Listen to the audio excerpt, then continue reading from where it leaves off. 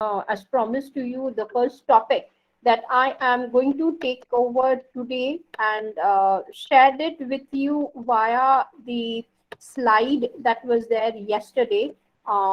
This one, and I told you that there is a particular reason why I wanted to go with the basics of the research, okay, rather than just the introduction to the qualitative research for us. And the first topic that I would be focusing upon is introduction to the timeline of the research methodology. Now, here in this case, we have seen that some of us are faculties or going to be the faculties for future, and majority of you are scholars, and we need to understand what is the importance of that research. Fortunately, some of the participants who are present here, they joined me up in my earlier workshop, so they got the kind of introduction to what exactly do I mean by timeline of the research. I introduced only one part of it. Here, most probably, I'll be introducing 2 or 3 varieties of the timelines that are present. One for the students who are there, number 2 for the scholars who are present, and even for the faculties who have completed their PhD and they are planning to go ahead with their, what I say, the publishing of the papers or the projects that they take care with UGC or AICTE, or let's say even with ICPR, or maybe other countries also side by side. There are so many projects which we can file in for.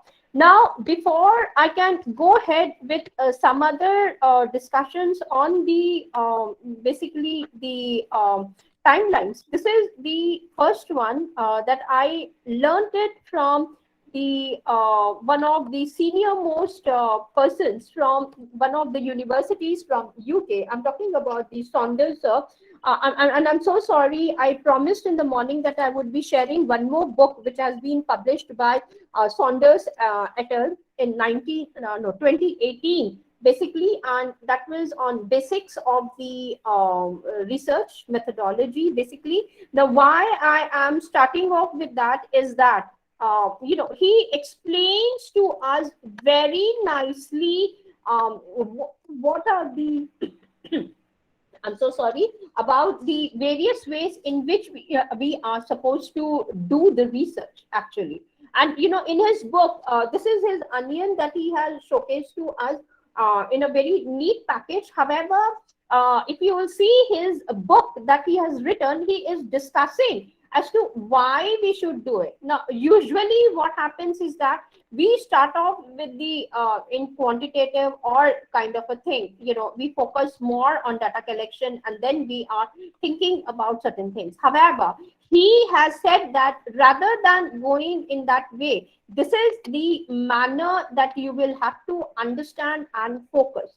So he calls it as a continuum. Unfortunately, let me see if he's going to join us this Sunday or on Saturday.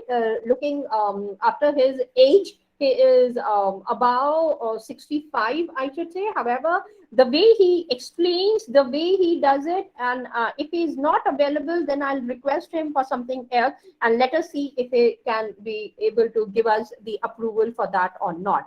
Now, here you will see that in the first layer of his onion, he has focused on philosophy. Right in the beginning, he has given to us. Now, when I would be focusing on the way that I'm going to discuss, now the way that we need to understand about this itself is quite a lot. And that is the initiative why I have done is that rather than just focusing on the schools of positivism, realism, interpretivism, and pragmatism, or critical realism, or to go ahead with phenomenology, structuralism, feminism, I'm not going to. Now, these, why did he say is that only 1, 2, 3, 4, or 5, you can see, are the approaches which Dr. Creswell, Maxwell, Fetters, all of them, they are focusing on these philosophies. Reason, when we are talking about certain things, now we see that it's not just the Western concepts that we have to look. And while explaining to you about the timeline, which I will complete it after the slide is over, you will see that yes, majority of these concepts turned out to be from the Western thinkers, basically. So we will understand and find it out. The reason why I have given you Popper and Pohn's books today, the three books, the standard books that we study, especially the chapters that I have given to you. Tomorrow, I don't know whether I'll be sticking to 2 hour slot only, or I might increase more time in that manner, because I'll be focusing on those chapters myself, which I have already not underlined in the PDF that I have been shared. However, because you see, you're going to read it. So I want that homework to be done for those chapters, whatever the number of pages you're doing it. Tomorrow, it's not just the summaries. I'll be taking you through those chapters and make you underline it to make you understand when you are doing that particular research, what Popper is asking us to do and what Kuhn is asking us to do. However, when they have written these books, you see, when I did my master's from UK, there it was like 4 years of my post-graduation. Now, when you are doing the 4 years of graduation, it's post-graduation, it is always compulsory that you are going to study about these schools very seriously. Now, till the time I don't pass my papers or the courses on this one, they never allowed me to go for the next semester. So here, unfortunately, in India, we don't see this kind of a stuff at all. So nevertheless, I'm going to take through and I'll see to it that, yes, if not reading line by line, at least summaries are being given to us. Now, apart from that, there are certain Eastern courses also, I mean, schools of thought which are available, and I'll be introducing them in a very superficial manner rather than a dedicated manner. Maybe future workshops will be highlighted on these things also side by side. So for next 4 to 5 days, it's my recommendation and suggestion that it's going to be more of a theoretical base and side by side little bit of exposure to the softwares, which I'm going to show it to you, and for which philosophies and for which techniques that we are going to use it, we are supposed to use those softwares. And yesterday I told you that yes, there would be little bit of introduction which I'll be taking care of it also from tomorrow onward. Now, when we are talking about the Eastern philosophies, now it's not just the Eastern philosophies, there are certain other philosophies also, which is my duty to give it to each one of you. Now, I don't know whether certain scholars are there from AMU, Aligarh Muslim University, or Jamia Hamdard or Jamia Ismailia. They have what they call it as the Islamic schools also. Muslim financial studies, they're coming up with a lot of things, you know, and one is supposed to know. Why you're supposed to know is something which I'll be explaining to you when I'll come to my next slide. So you have Islamic financial studies, Islamic HR studies, Islamic educational studies are there, journalism, mass communication. So, you know, when you are doing those kind of studies, even law also side by side, multidisciplinary approach is always necessary. So you have got the Muslim or Islamic, then Persian is also there. Now, the entire hub of UAE, Gulf countries, you will see that the papers that are immediately published on ResearchGate or Academia Net, you will see that they are writing so much of stuff.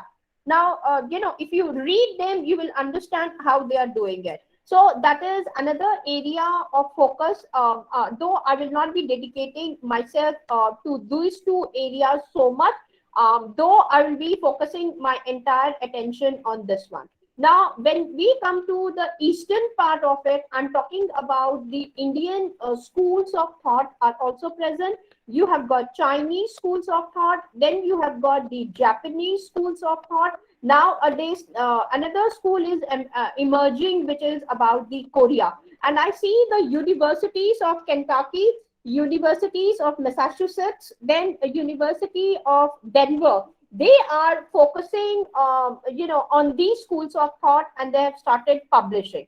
Now, my question to all of you is, these Indian schools of thought belong to our country, and they are publishing both in USA, US, UK, and I can see even in Canada. They have started publishing on Buddhism and management, Buddhism and these things. And you will have to understand how these things are coming up. And now, when I'm talking about Buddhism, I'm talking about the Tibetan Buddhism. Now, Tibetan Buddhism, the scholars, majority of them who are in India, we have a proper Buddhist center for studies, and they have started doing so much of work in the business studies that I think some of you can really look into that area also side by side. So Buddhism, Jainism, Bhagavad Gita, then we have got Mimamsa. If somebody is interested, you can capture and get a lot of scholarship. Since we do not know, none of us are able to go. So this is something which I'll be focusing, and I have invited few people like the director from Tibet House. He can give you a very good introduction.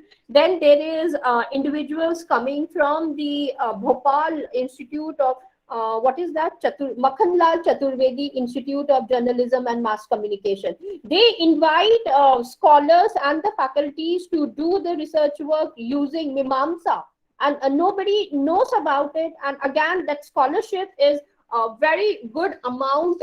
So, it's my duty to share those things also with each one of you.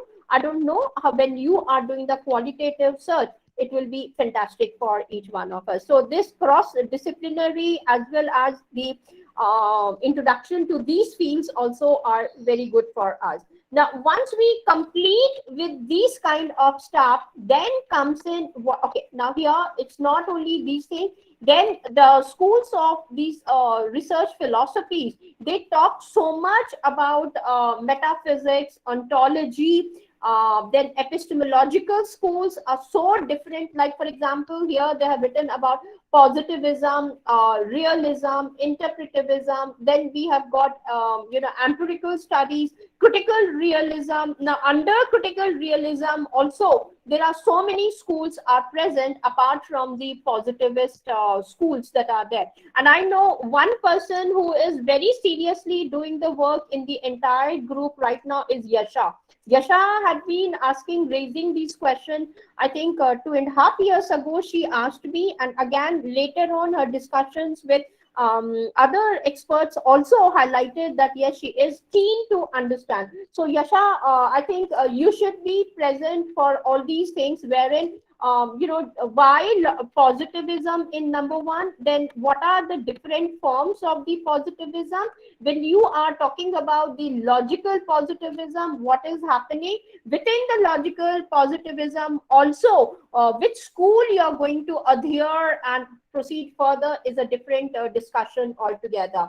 In the same manner, what is realism? Under realism, is it that only we are talking about critical realism, or there is something else also, some other schools also which are present? And you will see one or two experts talking about this realism itself only.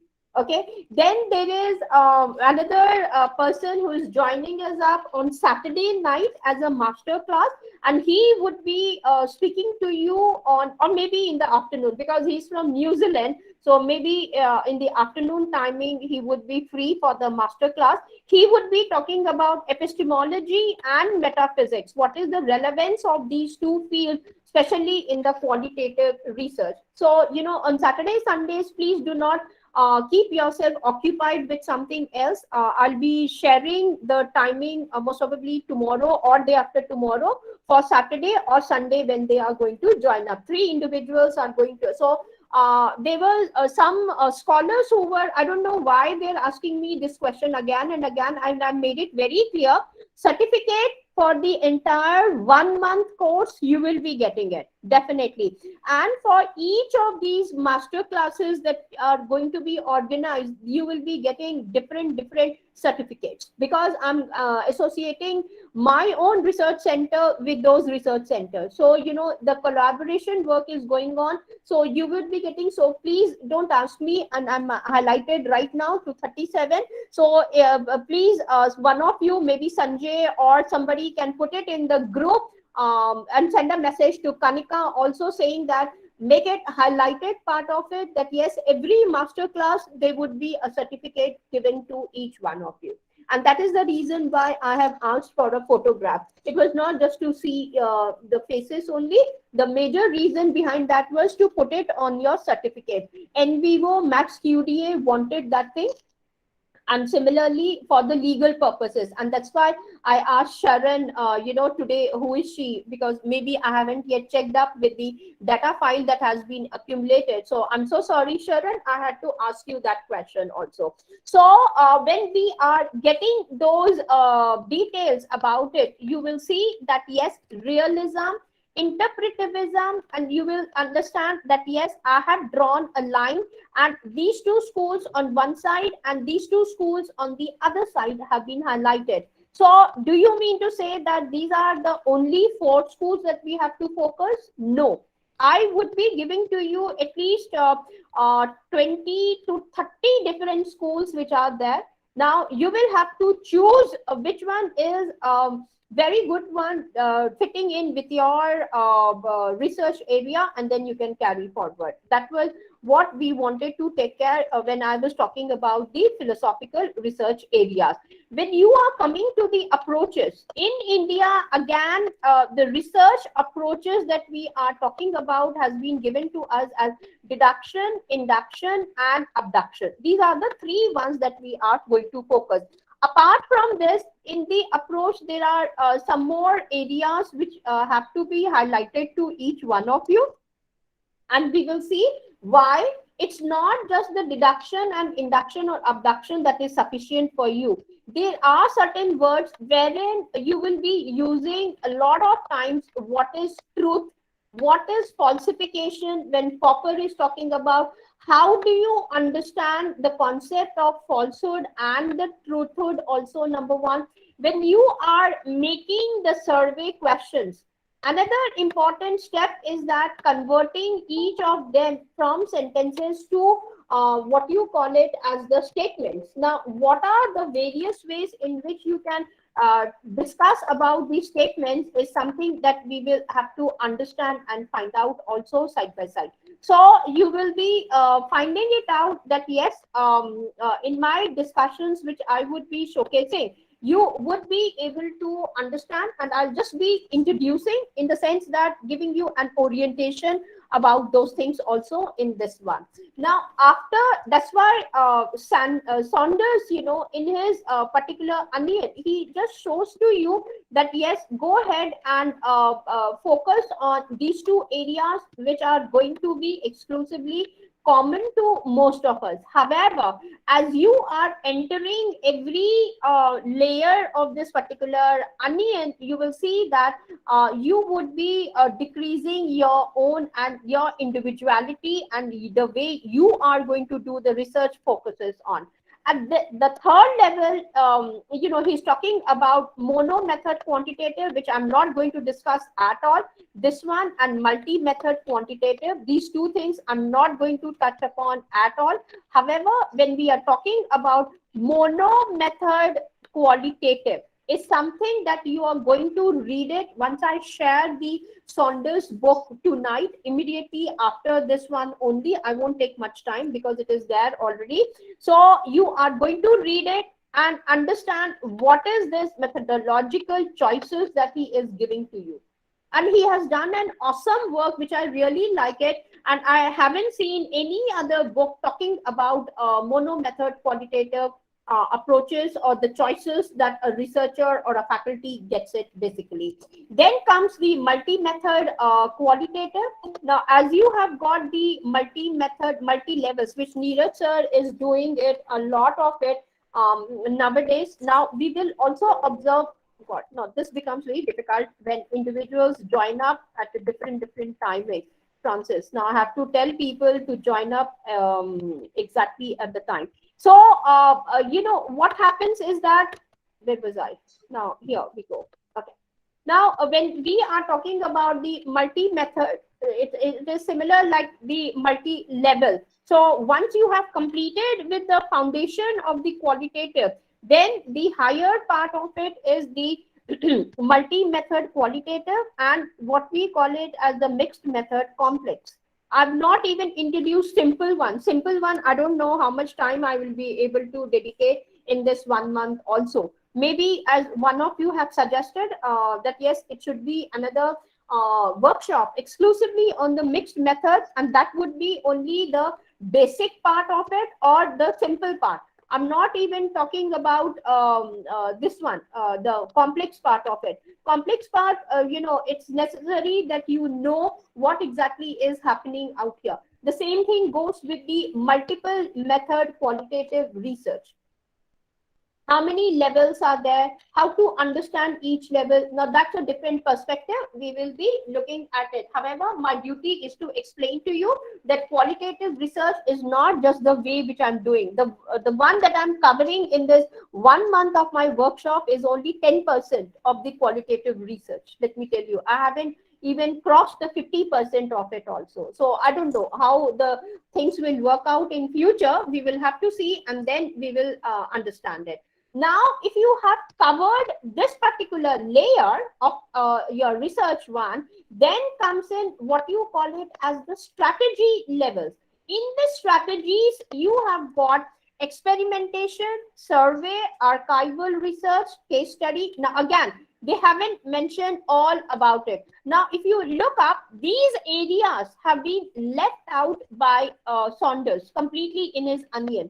It's not because just like that. He is adding after every few years. Now, I don't know how long he will be doing. In fact, my book, which is going to be released in the month of February, along with other authors, you will see that these things would be filled up more with the other things also are going to be populated. So you will understand. So if somebody questions you tomorrow that yes, in the qualitative methods that you have got, which ones are the ones which are available for you after doing your SLR session from me, you will see that these are not the only ones which are available. Under SLR, there are again 48 varieties of SLRs which are there for us, and each one of you can go ahead. Now, the scholars who say like Apurva, who keeps on repeatedly say yes, we want to learn about those things also so that we can publish. Definitely yes. Now the thing that I'm giving it away, Mayank, I don't know whether he's there today in the session or not. Mayank is also interested that yes, I would want to know more and more, and how do you help me out with the SLR. Now SLR, once Mayank understands, then he can go ahead and he may be another person who can come up and say okay, this is how I'm supposed to learn about my SLRs and everything. So those things also will be populated, so kindly just wait another 2 or 3 days, and then these things will be populated. Now, the time horizon that you would be checking out here is that have been classified as cross-sectional, which remains the same thing as you do in quantitative, and the same thing is with the longitudinal studies. Now, to give you a simple example, Buddhism tells you that it looks very vague. Now you must be thinking, hey, Ramni ma'am, suddenly from management, why are you going away into this thing? They say that, as you take a candle and you are able to light the rest of the candles.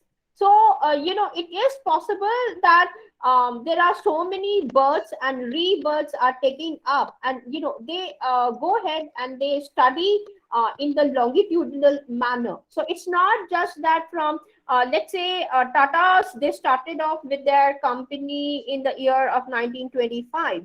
From 1925 till date 2022, if that company is existing, did we find out as to what kind of things were available let's say before 2016? IFR is started telling that yes, you need to publish the annual reports. If I'm not wrong, it should be 2014 or 2015 only. Before that, what happened? What kind of a data was available? All those individuals who are focusing on the companies can now understand that yes, these areas where there were no annual reports, it was just given to the relevant person. जैसे सेठ के पास होता था कि one person has got, सेठ ने जाके अपने उससे पूछ लिया कि भाई बताओ where is the entire account, his accountant who is there. So it was happening in that manner. However, there are certain things which are available for you in the form of videos or in the form of the interviews which were published or in the newspapers. You can pick up and you have got the strategies to look about and continue with your longitudinal studies, basically. Now, in phenomenology, now if I have to focus, let's say we have what we call it as the prison studies, okay, under law. Prison studies means what? Now, the moment a judge, now I'm working on a project with judges, judges say if I get the date of birth from the convict, that means convict means the person, the criminal, let me use that word. Now, if I get the date of birth of a criminal, okay, through the date of birth of that criminal, I can come to know what are the various things which prompted him to commit that kind of a crime. Now, the entire Supreme Court, High Court, and Delhi High Courts, the judges are working on this particular project, and we are identifying, can we study the longitudinal? Then there is this MIT Sloan. Sloans are the Indians who go to Massachusetts Institute of Technology. They complete their MBA or their PhDs and they come back to India with their project. Now, one of their project is that they go to the schools, and right from the nursery school, they have started taking the finger scanning. They started scanning the fingerprints of the student. Why? Because through that prints, they are trying to identify whether they have, whether it matches for their future criminal propositions or not. In the other sense, what they mean to say is that looking at this fingerprints, they are able to identify whether the child is coming up with some criminal attitudes or the behavior. Montessori school just observes the student and see whether they are abusive, whether the choice of the colors, like, for example, when they are doing the painting or a drawing or even coloring a mandala or a book or something, which color are they using? Are they using more of red color, more of light blue, dark blue? So, there are so many studies in terms of that qualitativeness they have done, and they're taking care in terms of the longitudinal studies, which are very important one. Similarly, there are these alternative schools of medicine like astrology, then tarot cards, then the palmistry, which I was talking about. Just a simple exercise that they ask you to do it is close your eyes, shut your eyes immediately, and see the traffic lights. Now, one of the person comes up and says that, I'm not able to see red, green, and that orange color or yellow color. I see only red color. Then there is another individual who might come up and say, okay, I'm seeing only the green color. So, when you do these kind of an experimentations, you see, you are able to understand a lot, and qualitative research turns out to be a beautiful platter it gives to you for your longitudinal studies. And that's why today, I think so, in the first session of mine, I was telling to them that yes, there are certain series of analysis which I would be focusing on with the entire group of the participants who are there, so that we are able to do it. Now, if you have understood, then we go ahead with the data collection and we start off with the data analysis part of it. Now, data collection also, when we are going to start off, what are the various ways in which we can collect the data? Is it that I should collect the data right now, or is it that before certain things are there? We will be able to understand and look into it also side by side. Now, when data analysis comes in, it can be done manually also, which I can introduce to one or two individuals who will be able to help you out, wherein there is no need for you to focus upon the softwares that you are being introduced. Then there are those individuals who use the softwares and they are taking care of it. So this is a very simple and very lucid way for me to present out the entire picture of what exactly is research all about, basically. Now, if we have understood these things, then our I would say this entire realm which you are seeing out here basically focuses on the qualitative part of it. Okay, leaving the quantitative, I'm not entering into it at all. Then the talking about the techniques and the procedures which we know how to think about them and how to carry forward, that is another way we will be talking. So you can see that majority of us, we don't know positivism, realism, interpretivism, or even if we know whether we are using it in the correct form or not is something again we need to dwell upon. What do you mean by pragmatism? So when you are making the titles of your theses or dissertations or even your papers, are you comfortable in using these words properly? Like for example, I can say ontological or logical positivist epistemology of something that I want to do. Or let's say I'm talking about epistemological ethnography. Now, epistemic, let's say pragmatic feminist paper. You know, you can be, unless and until you do not know all these things, how can you even think about coming up with a beautiful title? Just writing it down that yes, we are going to study this and this is not is sufficient. Now you should be able to understand that yes, once you are entering into and understand these things, the Web of Science, I should say some of the journals which are there in the Scopus or the other ones that we are talking about, even the UGC one nowadays are very particular, and they say that can you please refine your language? Now, whenever we think about it, it seems as though they are talking about the grammar. No, they're not talking about the grammar. They want us to use certain words in this one. Once you understand them, you can go ahead and you can start doing it. So this is one representation of the timeline of the research that I really wanted to focus. And now with this onion in front of you, you can see why I wanted to go ahead and complete the other topics also. So before jumping into the qualitative aspect of it. Next comes, this is something which I always follow because this was given to me in my classes when I was getting groomed up, or you can say by trained by my own teachers or experts from the research methodology workshops or attending their classes and everything. Now, there are 3 to 4 ways in which you can understand the timeline of your research work. There is another person who would be joining us up, I think most probably next week, not this week. I don't know. He hasn't yet confirmed the date. I have requested him for this week only so that you are able to understand, what all things we require it when we are talking about the research itself, basically.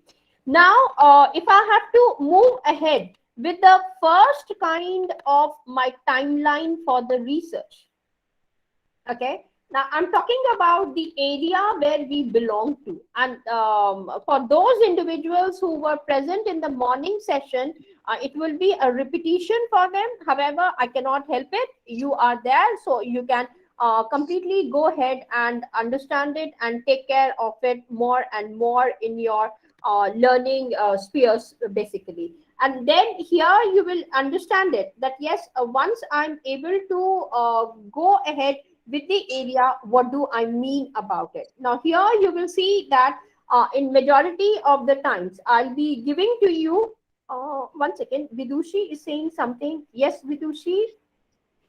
Yes, I would be doing it from tomorrow onwards, Vidushi, not at the moment.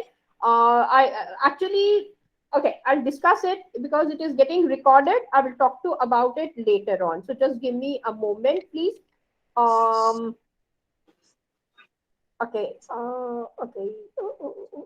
Just give me a moment. There is this call which is coming. Okay, anyway, I will take care of it later on. I'm so sorry, and that's why I hate to see the mobile phones out here.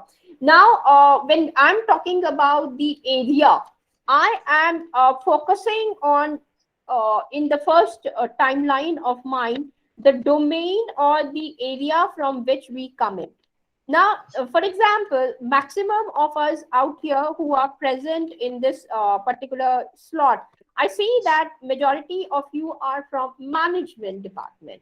if that is so, okay, there are certain things which are taking place right from the level of your undergraduation level, or I would say post graduation level, and later on when you are coming to your MPhil or the PhD levels, you are basically at much more higher levels. And if you turn out to be a faculty, then definitely yes, your responsibility for let's say the research is very high-fi kind of a thing. So let us understand what exactly it is taking place. We all know that if I'm teaching BBA students or MBA students, or even in that case, let's say any of the graduation programs that we have got, what do? We have got certain things like industry visit.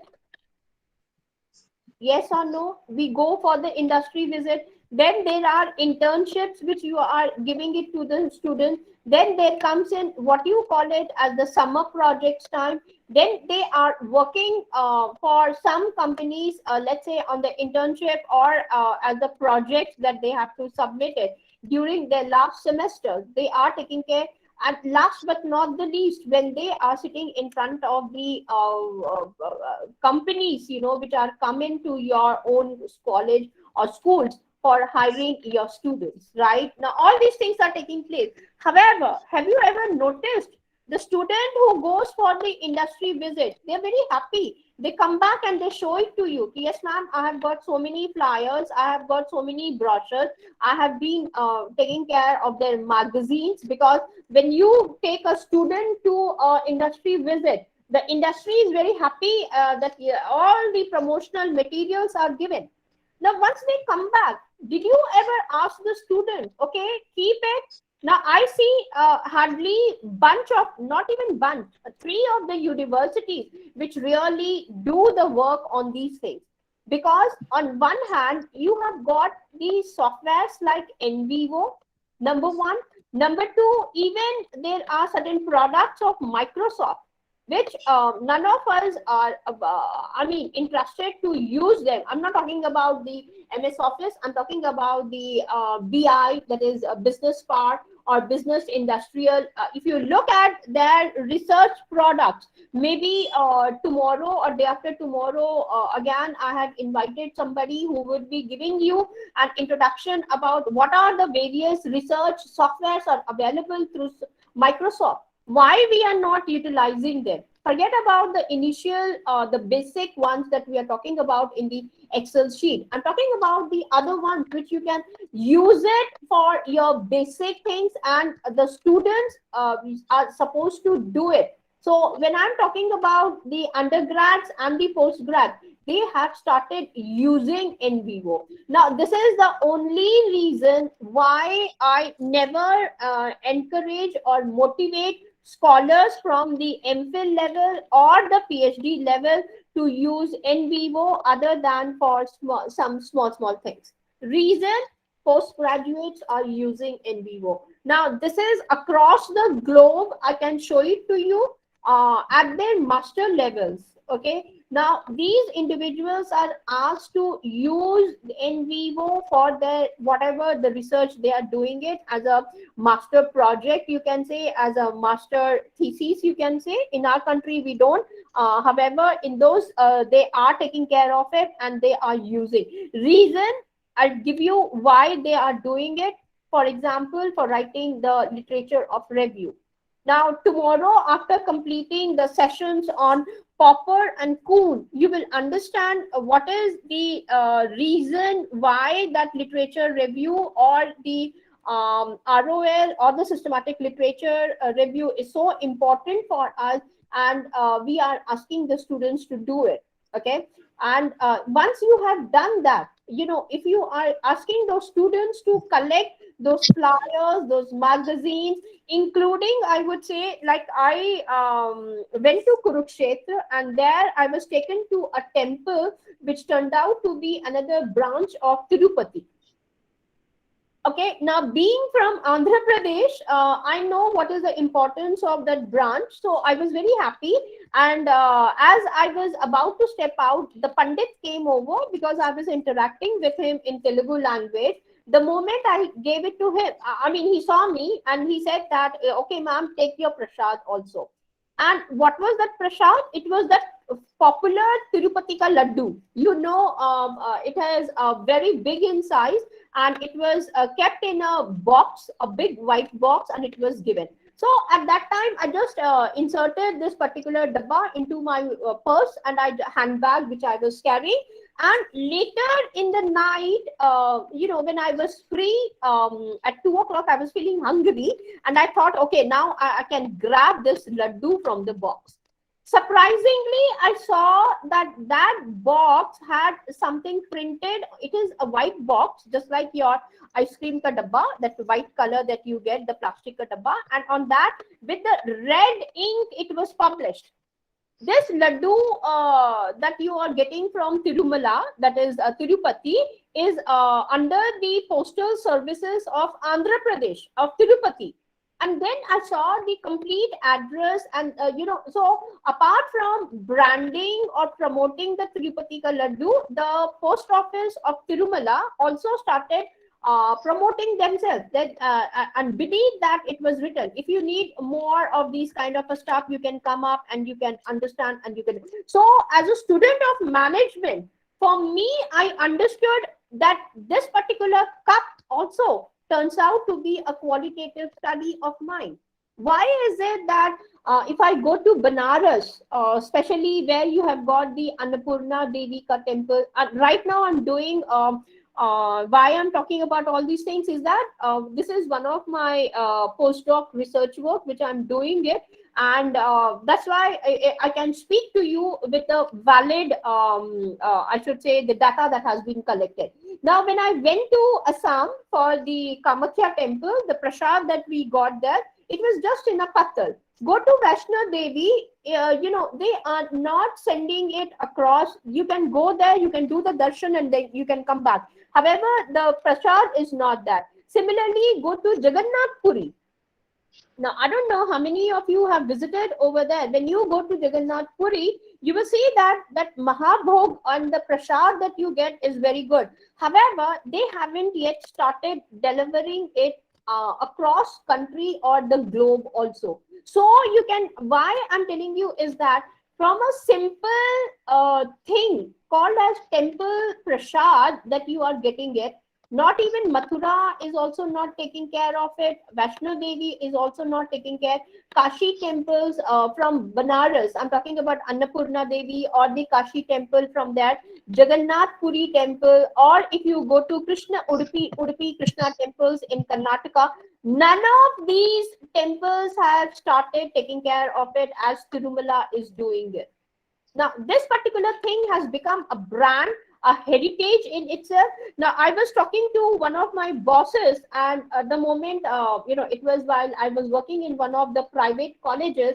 I took a chutti, that I had to visit the Tirupati and come back. So obviously, I had to bring him. So he refused to take anything else. Like for example, the photographs, the big photograph that I wanted to present out to them, they refused for that. He said that, Ramani, just give me the laddu.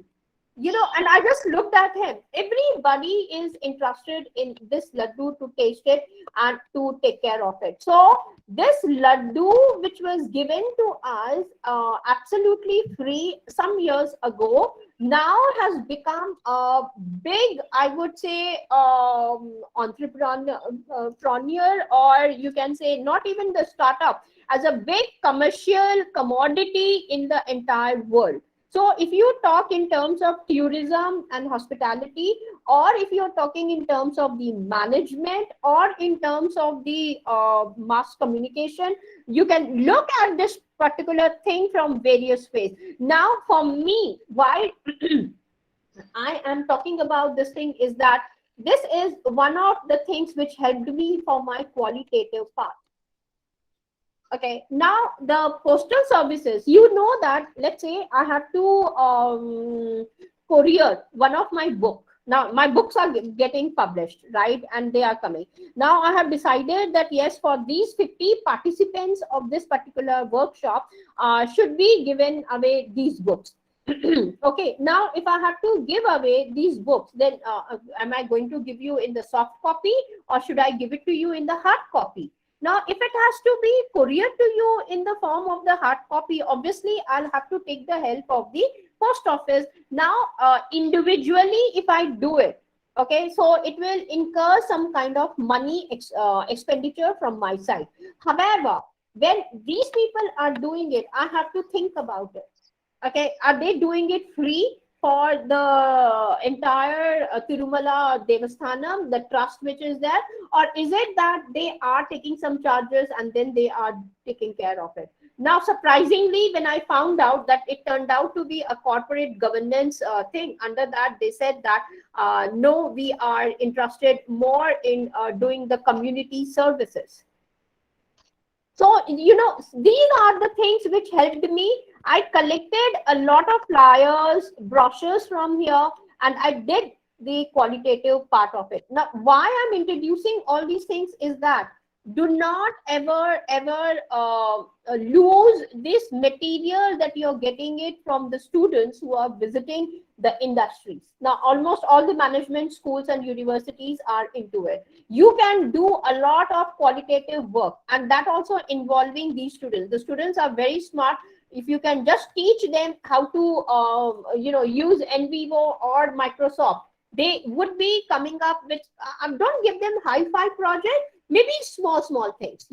How many images are there, what colors have been used, what is the textual language, and how to carry forward. Now, there are various ways which will be understanding it. So this is one way of understanding it. Okay, the second way which I was talking about is that when you really conduct the interviews, when you are meeting a maid, or let's say when you're traveling in a train or in a city bus also which is available, the conversations that you are doing it are excellent. Come back, and Apurva, you should be now, from all of you, not just Apurva, I would say open up a nice register, keep a register for yourself, or if you are hooked up with your MacBook or with your computer, a desktop or the laptop which you are working. All of us are very smart nowadays. None of us like to waste our time. And if you are very passionate about your research work, you are sitting even in your car and you are able to type in or key whatever experiences it is there in the mind, convert them into your own languages and put it there. Reason: the most popular way to publish your interview or any kind of a conversation that has taken up is in terms of narratives. And maybe later on, when I'm going to talk about the narrative analysis, you will see that there is a lot of things which are there for you, and you can get your work immediately published. And that how to do it, have patience. Otherwise, start writing from day one, that is yesterday. When I discussed about my slide, the other slide I'm talking about, the agenda one, I asked you to start writing and think in the qualitative research. Now, did you really like those basically the points that are going to be taken care of in the qualitative research work in this one, or do you think it is not? Now, how did you feel? That also you should write it down. Basically, I'm giving you another example. One of my students from the law department. Okay, now actually what happened, I'll tell you. The college where I was teaching, it was affiliated to Guru Gobind Singh IP University. We had exclusively the what do you call, the professional courses like BBA, MBA, law, then architecture, all 5 streams of engineering and computer sciences, and then journalism, mass communication, education, pharmacy. These were the professional courses as compared to the traditional courses that I belong to, basically. Now, when I saw and I was allowed to teach some of the subjects across these domains, and then I saw that one fine day when they were into the project and they have to submit their thesis, the master thesis, I saw that one of the students, they leaked out. What did they say? They told me, ma'am, we went to the photocopier center because I was asking them some questions. So, the student was not able to answer those questions. So I said that, how can I even approve and allow you to sit for the Viva, where the expert is coming, and if you do not know your own thesis, how can you even face the Viva individual, the invigilator who is there? So, she immediately turned out to be emotional, and she gave away the secret that yes, she had to spend rupees 5,000. She purchased the thesis from the photocopier machine wala. Then, I got alert and I was worried. If this is happening at the MBA level, will that student ever go ahead with MPhil or the PhD and take the research work seriously? Because Delhi University has that in fourth year, you have completely a research methodology and they come up with a nice project. Now, I got alert and I have to ask the student, I'm so sorry, I cannot select your thesis. You go back, either you give away or you think that your 5,000 rupees have been drained into the well and now you have to go ahead and prepare. Then she came back again. She asked me, ma'am, can you help me out? I said, of course, yes. You have just been to an industry, you have been there, pick up those brochures or go back to that industry, pick up the brochures, the flyers, and talk to those individuals, come back and write down that you are submitting theses on narrative analysis. So, you have gone. Now, improve yourselves in that manner and you would be able to take care of it. Similarly, allow them to look, and tomorrow in the morning or in the evening when I'll be taking up the session, you will see that I give a lot of importance to observations. So when you are in the society, when you are talking to the other person, did you make the observations apart from giving away the questionnaires or the pamphlets that you designed to take the interview from? You have to look at them. Now, for example, this lady who came in from Bangladesh, one of my maid's sister, I was just talking to them because they were telling me, ma'am, हम लोगों को ना दीदी बांग्लादेश से आते हुए बहुत दिक्कत हुई, आपको पता नहीं हम लोगों के साथ क्या क्या हुआ. So I asked them what happened because I did not face anything. I don't know much about Bangladesh war, and I'm very much into the partition studies now, collecting a lot of information.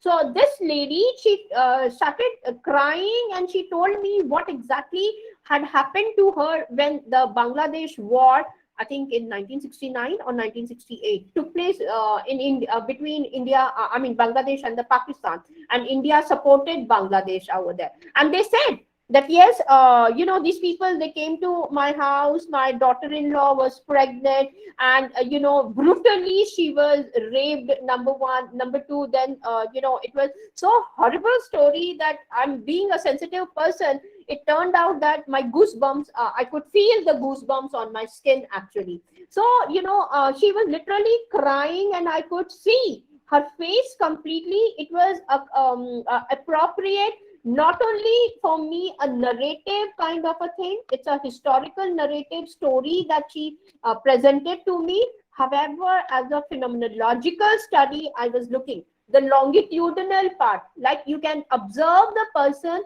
that the way they have gone through the past and the way they are remembering the entire event in their mind and the way it is being narrated to you in terms of the language. So, when you come to the qualitative aspect of it, similarly, when you meet patients in the hospital, when you are talking, for example, when my mother was hospitalized last year before her death, and that time when I asked her, okay, I went for my work and in the evening I used to meet her.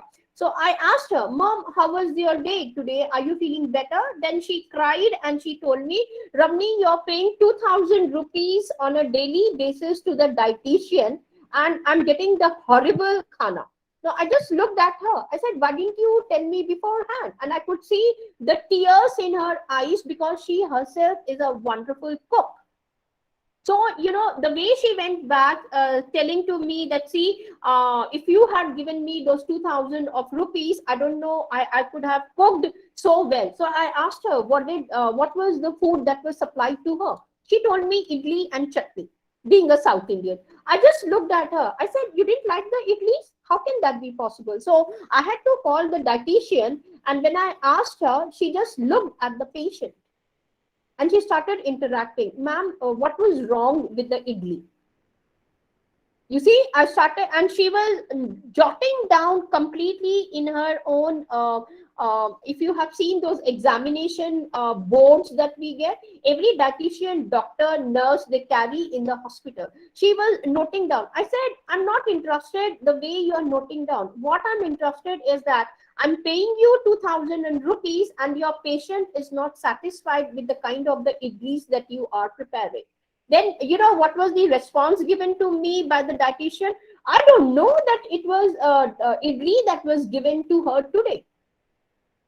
Now, you see, I'm a consumer over there, and I had to go ahead and look at the role of a dietitian. It turned out to be a perfect example. So the 15 days of my mother being hospitalized at Apollo Hospital, I was able to capture a lot of photographs, what kind of room was given, because it was again lockdown was announced. How the patients and their partners who were there, who were allowed, the guests who were allowed, how much of time was given, what kind of a food was given.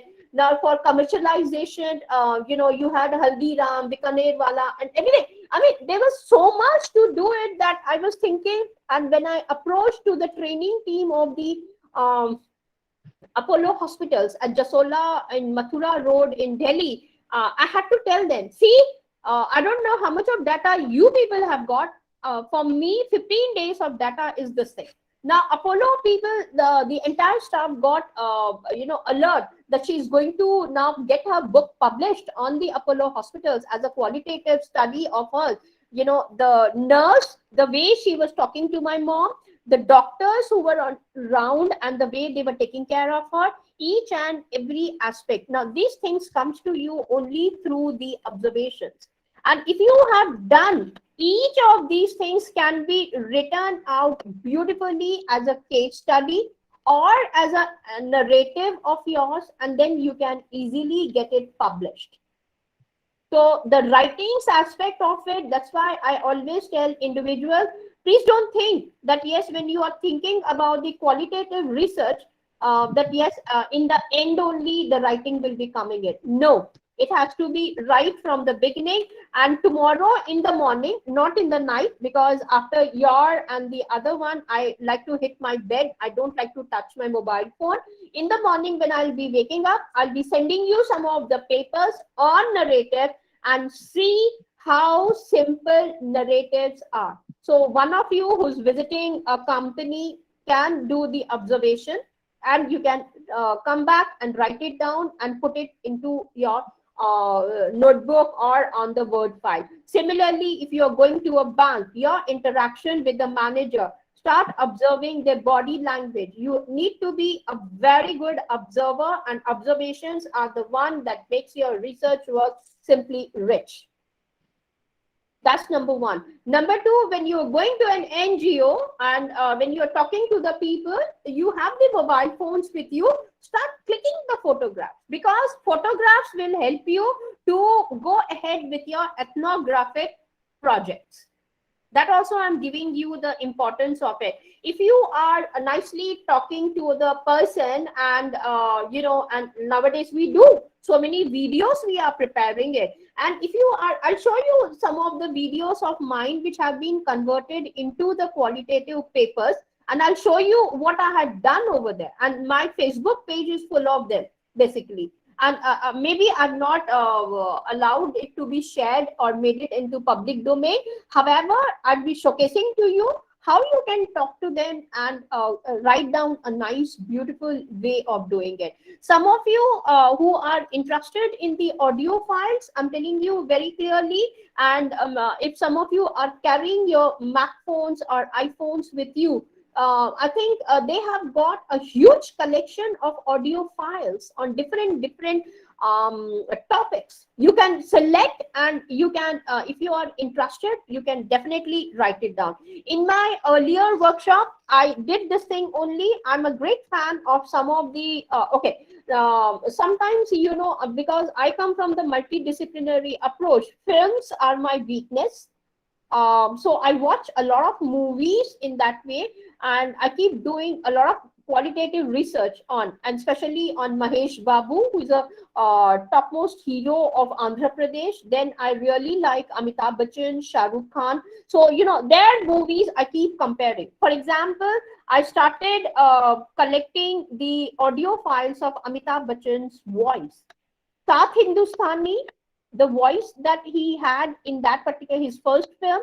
And then later on, his films, the hit movies like Janjeer, Diwar, then, there are those Trishul, where he turned out to be that angry man. And then the movies right now in his seniority age, I would say, for example, in Pink, then there was Piku was there. Then there was that Lunchbox. I don't know which sugar or something like that. With Tabu, he had acted out that movie, or where he had that what do you call the leadership that he took up, Sarkar. I'm talking about. Now, if you will look and compare these audio files, there are lots and lots of differences which you can see even in his own voice. Or if I pick up movies like, what was that movie? Was it Hum? I don't know, where he says that Mera naam Dinanath Chauhan hai. Remember that kind of a movie I'm talking about. That his voice, especially if you look, is a very different voice. And if you know how to do the sound analysis or the audio analysis, it's fantastic. I'm telling you that. Therefore, again, doing these two things in the same manner, when you go and visit a bank manager or you're talking to his subordinate, look at the voices. And if you are able to capture in the audio form and all, trust me, your sound analysis, audio analysis would be fabulous. And in the same manner, when you visit to an NGO and you're talking to a lady or a farmer, in the first time, they will not be very open to you.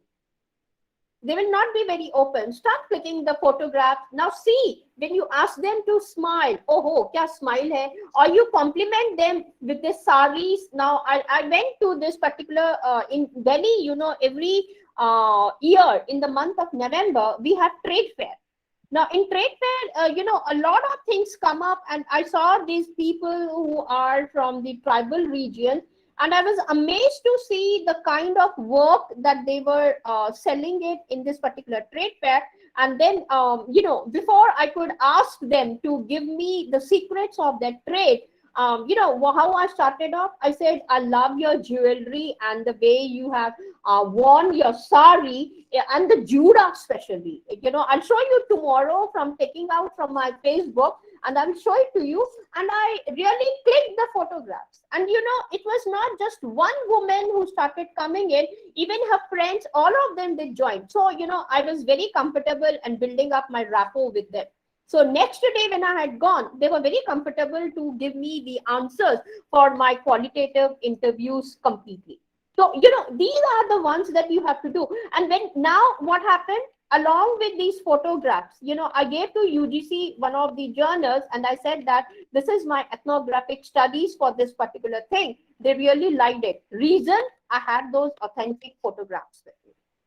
So your mobile phone is the best one. And if you can do a little bit of image analysis or the photographic analysis using Python or R or even these softwares that you have got, you can understand the importance of the ethnographic projects that you are going to publish it. Maybe Apurva and the others who are there, just with those photographs, you can write a narrative, and you can call it as ethnographic, ethno-narrative, and something with your project, and that turns out to be a very great qualitative study for yourself. Okay, so why I'm telling you all these things is that my students, when they were doing, this is nothing. However, one of my law students, when she started going ahead with MUNs, then they have a lot of parliamentary debates in their curriculum. Then they have started going to the conferences. I started giving them that kind of an experience. Go ahead, and even if you are not submitting any paper, at least start interacting. Now, when you are interacting over there, you collect so much of gray literature, which really helps you out a lot. And when I'm doing my SLR work with you, On that day, I'll show you how you can collect the grey literature, and through the grey literature, not only for others, even for yours also, you can upload the papers and you can save it nicely in those domains. Absolutely nothing will happen. So here, that is the importance of the area which I'm talking about, as a as faculties, or when you are as a student, don't waste that material that has been collected. It's very, very useful for you. Now, apart from these things, the area that I'm talking about, there is the second part of it wherein I love to discuss it basically. For example, again, if you are coming from the management department and or the other departments also, how to go ahead and understand. All of you must be remembering that nowadays government of, I mean the educational government, they say that there has to be a compulsory paper on something which is called as critical thinking. Now, I see that majority of the private colleges and universities, they give a lot of importance to this critical theory. Reason, tomorrow when you will study Popper and Kuhn through those pages, Popper highlights there is something called as falsification, critical analysis, comparative studies. Okay, I'm just talking about only, and refutations. Now, unless and until you do not know the meaning of what exactly is falsification, what exactly we are talking about when I say comparative study, or what exactly do I mean when I say it's a critical part of my study, or even when I'm doing extra work for those papers or textbooks or whatever they are, we will see very slowly right now. He is giving away the techniques to you, okay, from your own area. For example, I'm a marketing student. So if you ask me, okay, Ramni ma'am, can you tell me the classical book that you have read in the domain of marketing? Let's say I'm facing the interview board.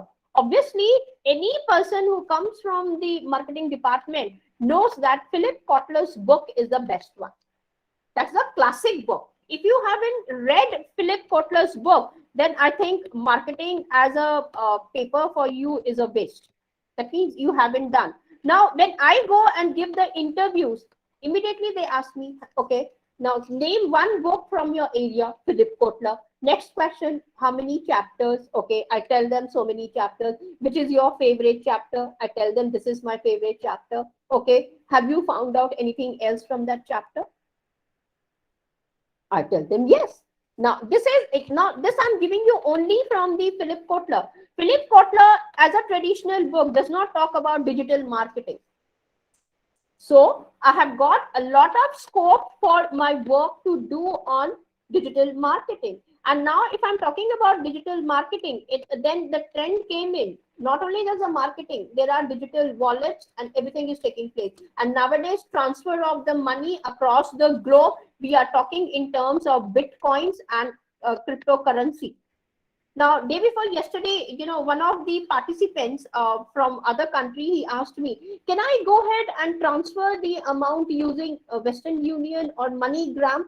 Now, Western Union, I know. MoneyGram, I wanted to find out. Is it the same way it is working as we are working with the Western Union, or it is something else? I wanted to find out. Then I understood that, yes, that is not in that manner at all.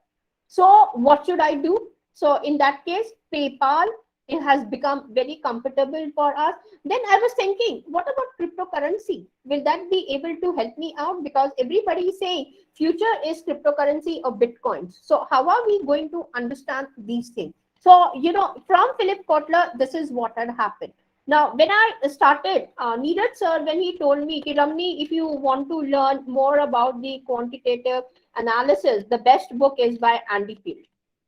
He refers to this Andy Field book. Now, okay, because it is given to me as an instruction or as a suggestion or as a recommendation by Neeraj sir, immediately I had to find out where is Andy Field's book. I downloaded it, and you won't believe me, I'm not able to proceed more than 25 pages even till date. Reason, in his chapters, he keeps on talking about so many things in between that I had to write a mail to Andy Field, and I told him, Andy, I'm not able to, this is the disgusting thing. You have written such a wonderful book. However, I'm not able to proceed with 25 reasons. I have come up with these qualitative studies of mine, and I thank them. Reason, I'm telling you, in one of the pages, he talks about leeches. Now, you see why, and he told me, he congratulated me, and he told me this is exactly what I wanted. If you are passionate about research, you will definitely go and research all by yourself. Why is Andy talking about fishes? Why is Andy talking about leeches? Why is he talking about kangaroo sperms? Basically, because his book is almost everything he's talking about in that. Now, I started literally going into the world and to find out what are the various ways across the globe leeches are being used. So I found out why I'm telling you, because these are my papers and these are my qualitative studies. I saw one paper written by a doctor telling me that yes, leeches are being used for abortion. I got a shock of my life. I said, first of all, a leech, which is such a dirty animal. I mean, I don't like that animal at all. And upon that, for abortions, so it turned out to be a qualitative study for my feministic studies. And then I wanted to find out, are women still using leeches for the abortions? And what was the reason? Then I found out the different ways in which abortive techniques were available in ancient India. And leeches turned out to be the most common one in Rajasthan, in Andhra Pradesh, in Kerala, in Karnataka, and all Odisha, not in North India, however, in the southern parts of the country. Then I wanted to find out in Mughal era also. Reason, Mughal queens were using leeches for their cosmetic reasons to look beautiful, and they used to use, and then there was an article which was written by a person who said that if you go to Kashmir, you will meet this leech man at the dargah, and the way he's treating, he's the local doctor using. And you won't believe me, just because I wanted to see, I really visited Srinagar near the dargah. I went and I saw myself what he was trying to do. Then he educated me that leech is not a very bad animal. Once it is stuck to your body, it will suck the blood till the time it is filled its stomach. Once the stomach is filled, it will come out of your this thing. So doctors and these dargah doctors who are there, they are using these leeches exclusively to take away the dirty blood from the wounds, from the acne and all these things. Look at YouTube. Now I went to the YouTube and I collected around 25 videos, and I did the comparative study on the cosmetic industry, in which the leeches are being used. This is just one. Then I was amazed to find out that even leeches are being used in China for some sexual drive over there. Now, that was something which even really created disturbance in my mind. And I wanted to understand what kind of a thing they were trying to do. Then, there was cases that it's not just the gents, it is also covering the women. So another feministic paper for me turned out to be like that. So now you see, it was just one example, which not even example, he just mentioned that yes, I'm trying to, because he's a psychologist himself, Andy Field, and he was trying to work on these animals. And I started as a researcher, I was curious. Okay, and then this is turning out only for the leeches. Then he talks about this example. I don't know how many of you eat fish. He points it out and he says that eating fish eyes, yuck. He has written it in his book. Now, I was wondering, what is so yuck about eating the fish eyes? Then, while I was researching, I found that Indian text talks about, in a mythological stories, how fishes were being used. Remember, Arjun, he hits the eyes of the fish. Minakshi Devi, Lakshmi Devi ka dusra roop, is again, she's a Meenakshi. Meenakshi means jiske aankhein fish ke jaisi hain. Okay, and then there was another part, I'm forgetting. Okay, Ram. Ram was okay, not only just hitting with this one, he was also asked. Now, if you remember Arjun, when he was a student, Dronacharya asked him, okay, go and hit the fish eye and come back, not only just the bird's eye. Now, so that turned out to be one of my narratives using the mythological textbooks, number one. Number two, then I wanted to find out why is it that in the contemporary times, so I started asking. First, I went to the butcher. I said, do you take away eye when you're selling the fish? He said, no, I sell it the whole. I just take away the gills and the scales which are there. Eyes are always there. So I asked the people who consume, then I looked into the YouTube, and everybody said that it is yuck to eat fish eyes. So, they take away, and even if it comes into the mouth, they say that we simply throw it away. Now, I see on Facebook, chopstick travelers are there. Then there are so many people who are highlighting on the seafood. And you will see, in one of the videos, he comments, looking at so many fishes that are there in front of us. And each eye, if I look into it, it seems as though the fish is questioning me. Why are you eating me? I need a justification from you. So, these are the ones that you should be thinking in terms of the narrative. So the interview that I did for each of the Bengali families, because there they eat, they worship, it is the Jal fool for them. Fish is considered as a Jal ka fool, and they offered to Kali Devi. And I asked them, do you eat fish eyes? And surprisingly, most of them, they said that no, we take away from the spoon or with the knife and we throw away. So my question was, why? What was so difficult? And then not only with the fish eyes, now I came across with Bombay full of goat head. They love that. And then I asked them, they have a proper dish with the goat eyes, and I don't know what not they do. If you go to other countries, other animals are also there. So a comparative study. So when you are looking at these research methodologies which have been given to us through Popper and Kuhn, you will understand how to carry forward and go ahead about it. Now, I have, out of this thing, I have mentioned to you as to, from my own domain, what I do and what exactly is happening over here.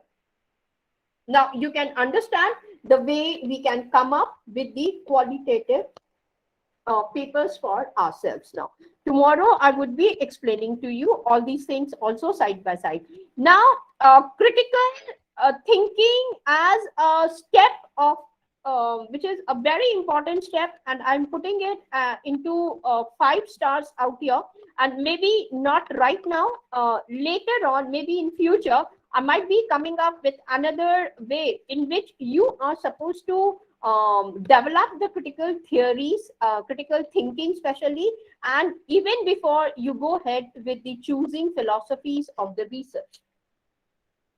So one has to understand to find out what they are. Now, so here, that's why this gap has been kept out here, because I have this critical thinking also. Apart from that, yes, there are varieties of choosing philosophies of research, which I would be explaining to you as to how your researches comes into 2 forms, especially in the way it is called as quantitative research, and why the other thing is called as the quali research for us. Okay. Now, when you're talking about reasons, here I would say that there are a lot of reasons which are there. One is definitely SLR, which I'm going to talk about.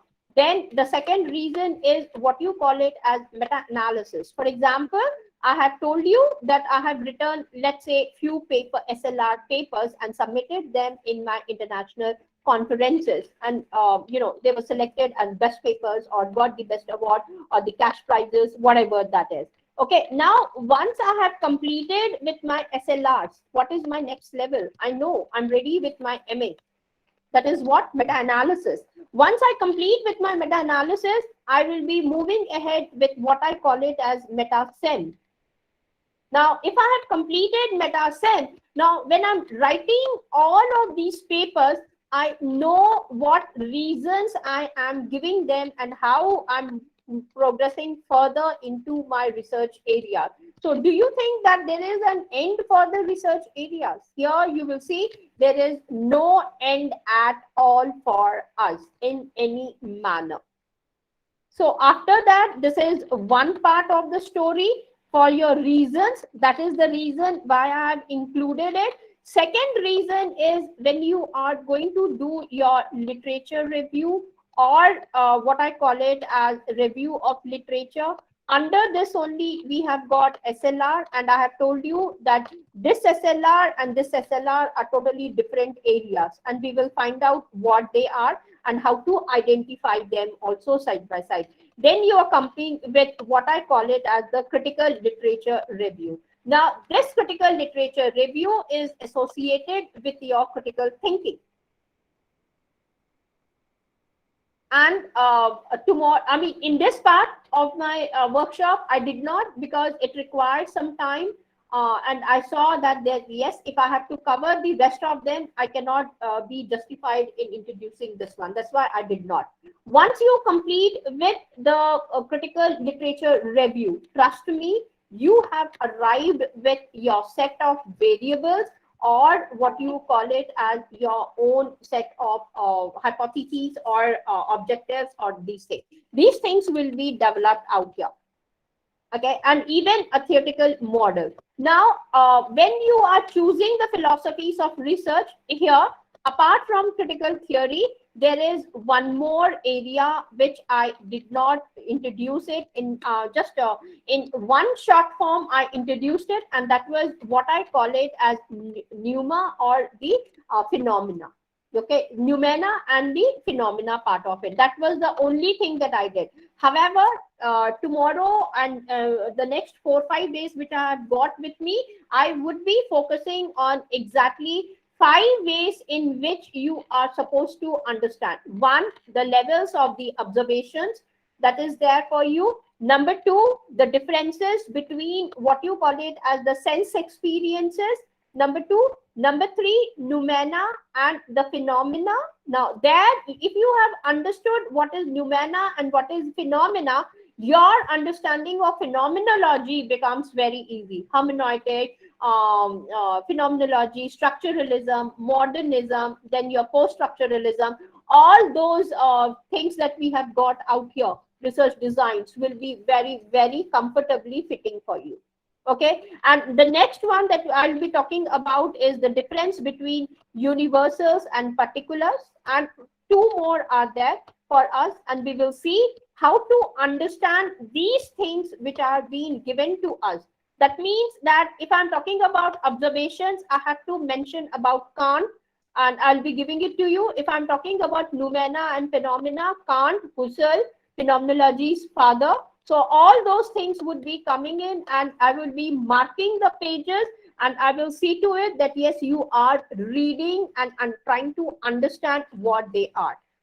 Okay, so universals and particulars. Then you have got consciousness and awareness is again another area that you have got, complete area. And then the importance of the language, importance of the language in terms of the concepts, theories, and how you are developing them. So these 5 things are the ones which I'll be starting off first thing in the morning. So some of the scholars, I would appreciate if you can repeat your sessions with me.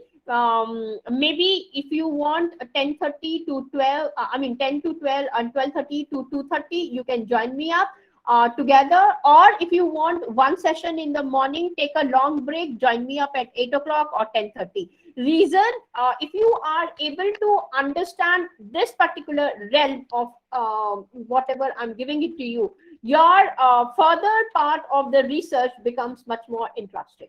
Not only interesting, it will be all the things will be fitting in a very popular, I would say, in a very nice manner for you on the plate of your research. So, you know, try to be with me. So critical thinking, do not ask me anything about it. Maybe I might talk about what is falsehood, what is truth, and what he means by saying refutations.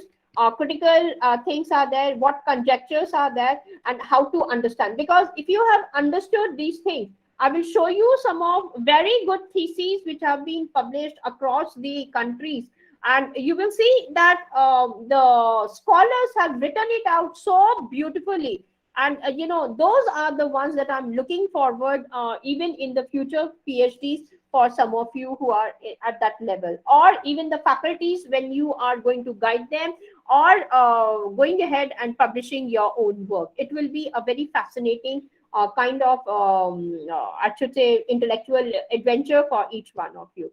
So two things I will be taking care before I can introduce choosing the philosophies of research, so that these things can turn out to be very nicely taken care of it.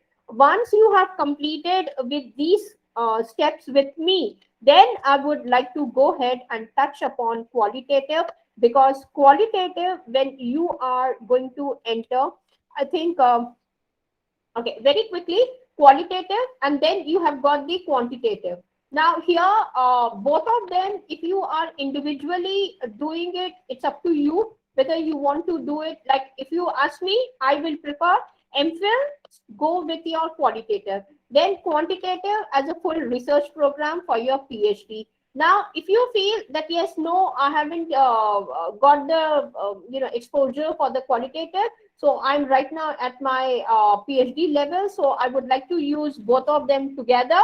So that turns out to be your triangulation. Or however, I'm making it very clear. It's a very popular in my country where people say, okay, chalo quantitative ko bana ke focus group banao or chalo ek PhD thesis. No, that's a very wrong approach. I'm telling you that. Never ever do that. There are various ways in which you will be understanding. Once I go ahead and talk about Dr. Creswell's schools, the 5 approaches, then you will understand how to take care of it. When I come to the mixed methodology, you will understand when and in what manner you are supposed to use the combination of both qualitative and quantitative, or the triangulation kind of a research in your own studies, basically. Once you have done, then you will have to give the justification. When you are giving the justification, there would be a lot of data that has been collected from your end at this level.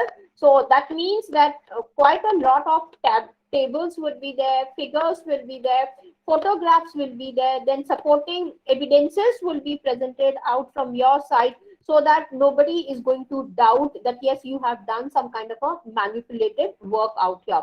Then when you are collected all these things, explanation becomes very easy for you to say that, see, this is why my thesis is going to go ahead and give some kind of, what do you use the word, importance to the community which is there.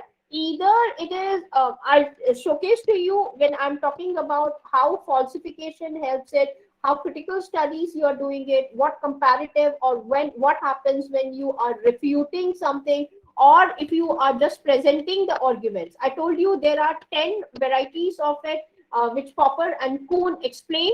We would be focusing either 6 or 7, not all the 10, and I'll be explaining to you how you can use these things as the techniques that are available and go ahead. And that is the reason reading Popper and Kuhn are very, very important for us in that manner. And once you have done, then comes your presentations as well as your written work. Now, written, I would say in each and every level, you can see how the writings are there, and there are so much of publication opportunities for you to go from first level till the last level. So I think this is what I wanted to talk about, the timeline of my, I would say, the research that I really wanted to focus upon and introduce to you. If not completely, but yes, if you ask me, majority of the steps that are required for me leaving the quantitative, I'm not talking about quantitative here at all. I'm just mentioned about area, this one, then the reasons, the qualitative, how to move with the justification, explanation, and move towards your written publications or the presentations part of it. So this is exactly the entire neat picture, and this was the reason why I thought that I should go ahead and introduce the timeline into my workshop this time, and then go ahead and let you know that yes, these are the ones that I am talking about, and how you are understanding it and moving ahead with the workshop part of it. Yes, so I think with that, I'm going to end up my session, my discussion as of now on this particular topics that I really wanted to share with each one of you. Now, there are certain questions. I'm so sorry. I'm very bad when I'm talking about all these things. I just go away and use my flow completely so that I don't get interruptions in between. And once I complete it, obviously, as I promised you, all of you, that I'll be taking up the questions. And here, Asha says, just a suggestion, is it possible to give rights to someone else? Yes, Asha, I would. Okay, now Asha, this thing is coming up from the company side, and if I give away the rights to somebody else, from the back end, I have to create another what do you call, the username and the password, and then carry forward. So that's I'll have to talk to my team of the engineers who are there, or I'll ask one of the persons to join me up, so that actually thing is that in the morning they're available. In the evening time, because they're doing so much of the work, I don't like to disturb them. But however, let me see if some of them, one or two of them can help me out. Maybe they can do it, so that yes, you're absolutely right. Otherwise, it becomes a disturbance for all of us. Yasha is saying, Yasha, I would be explaining realism, positivism, interpretivism tomorrow in the morning. I'm going to start off. So that means entire day I would be focusing only on the first level of that onion, which I showcased to you as given by my mentor Saunders and Ethel. So, you should be there and see to it that you are not missing the coming 4 to 5 days at least. I would request you to be there, because these topics, that's why I have added up, and most of them would be getting cleared for you tomorrow. Abhishek is asking, can gamification Abhishek, that's a very good question, whether gamification can be taken up as an approach of research. Yes, you can, and however, that's entirely a different one, and that's why I never discussed about it. However, if you want me to discuss more about it, I will definitely highlight it tomorrow onward on gamification also. This is the contemporary approach with fuzzy logic, gamification, all these things are coming in, and we will definitely touch upon this thing also. Thank you. Dilip is asking, is it allowed to click pictures? Now, Dilip, this is a very difficult task. However, if you are an extrovert and if you are a very good communicator and a very good strategist, then clicking pictures, especially when you are in the research level, like I have pointed out, taking the pictures of those tribal people, that was a strategy that I have used it, because I knew that otherwise, asking somebody to give me the guru mantra of their business or something, they will not give it to me. So, I said that I really like your jewelry, and especially I'll show you the photographs tomorrow. And I asked them, just see, your jura is looking so beautiful. Can I order jewelry or the way they have worn the sari, especially? So, then I was allowed to be, and it was not just one lady. Other lady also jumped in. Then she said that, see, my jewelry is different. And one more thing, because I'm working on the temple food of Tirupati as one of my projects right now, then I'll show you the photograph, and then I will be discussing, and then I will share that particular story, which is my narrative over there, as to how I was lucky enough to click that photograph of that woman. And once you see that woman, you yourself will be shocked that yes, in a very clever move, I had to get the chance to get that thing clicked. And you will see that I love clicking photographs. And if you will ask me, there is a knack in which you can go ahead and you can click the photographs and use them. Apurva is asking, ma'am, how can we apply this in finance? Of course, yes, Apurva, I'll be showcasing to you. In fact, one of the persons whom I'm inviting from the field of the finance himself is going to showcase to you how these things can be applied. My topic especially relates to goods and services in India. You are much more luckier. You can do a lot of research work on that, Apurva. I will be showcasing to you that also in maybe not immediately. Let me complete the groundwork first of all. And once I complete the groundwork, I'm saving all your comments also along with the recording part of it. So I will be taking up this after 1 week, not before that. Ma'am, how can we apply this in social sciences? Social sciences is full of that, Ankita. And using the narratives, I'll be showcasing to you. Wait till I complete tomorrow, day after tomorrow. Maybe on the third day, I'll be starting off with the systematic literature review. There, I will be explaining to you how you can use it and how to apply them.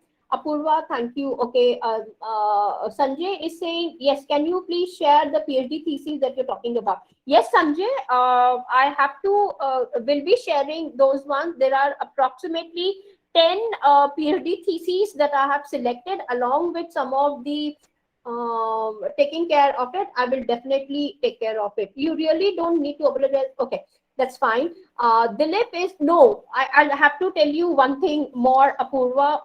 You see, while doing the research work, each one of you is an individual. Okay, so if something like telephone calls of mine when I'm taking up just to see whether an expert is calling me up to fix up the date or something, you see, I'm disturbing and it is being recorded. Now there are so many people. Suparna is there. Then there are 4 individuals who are coming from Nepal and the other. I need to respect each one of you, and that is the reason why I apologize. That comes very neatly for me. So please don't take away that right. And I'm treating each one of you as an individual. Dilip is asking me in NGO or in any office like bank, can we click there?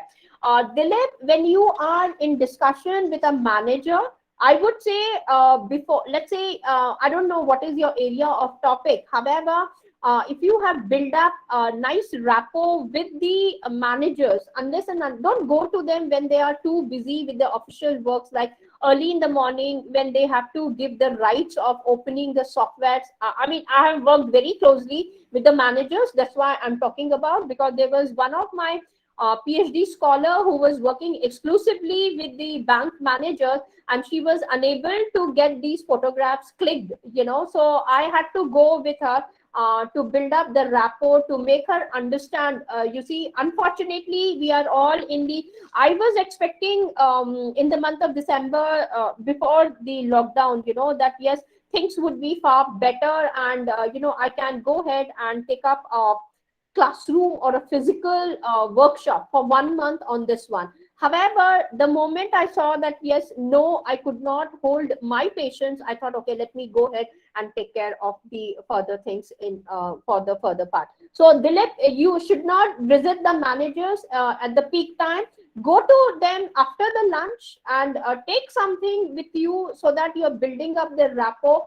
Build up in a very nice way, and you know, you will have to look into the areas in which you are able to click the photographs. Like for example, when I visited along with one of my students to the bank, I know it very well. You know, I have to compliment the person. You know, first time I requested him, can we get some time? The second time it was like asking him, sharing the visiting cards and everything. Third time when I went over there, so I told him, sir, I apologized him. I'm so sorry, I'm disturbing you, but can't help it. This is my research area and we are looking into it. So, you know, if you don't mind, can we do it with a smile? We have to ask him. And it was like an occasion.